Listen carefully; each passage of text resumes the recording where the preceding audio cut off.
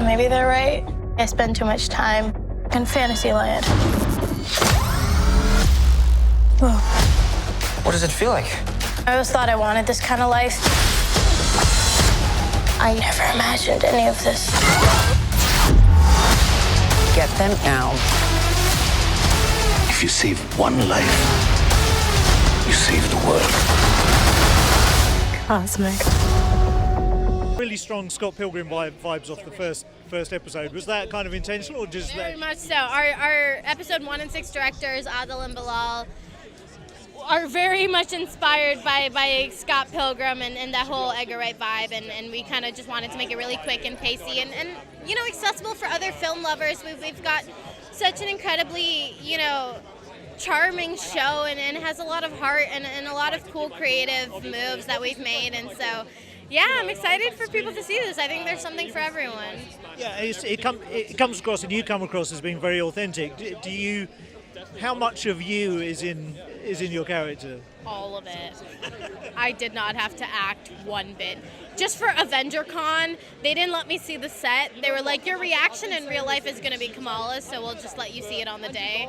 And I'm like, okay. So yeah, it was very easy for me to kind of become Kamala, and I felt like I lived her life when I read those comics for the first time when I was like 15, and so that just hit really close to home for me, and I hope the show can do for other people what the comics did for me. And did 15-year-old version of you ever think that there'd be a place for you in the MCU?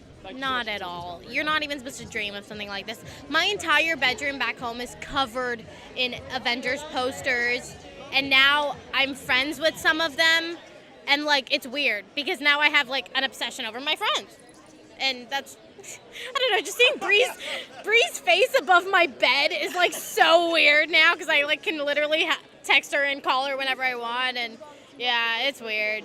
Do you know there's a Comic-Con going on in London this weekend? Is there? Yeah. Ooh, I wish I could go. I have to. Yeah. Okay. What do you hope that people who are conventional, maybe more conventional Marvel fans, take away from this when they see this for the first time?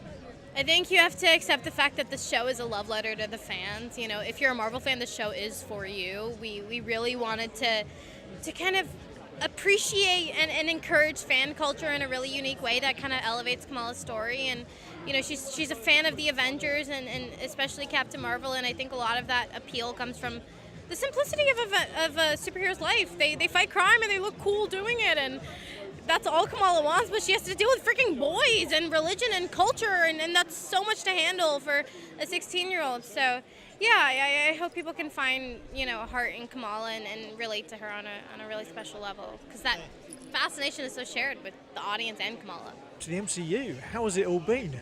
I'm not sure. I'm trying to process it still. It's been insane, and I think that it's just been an absolute whirlwind, these last couple of years since I knew this was happening. And the fact that we're here now in my hometown is still kind of freaking me out. And I used to live around the corner from here, when I was at uni at King's.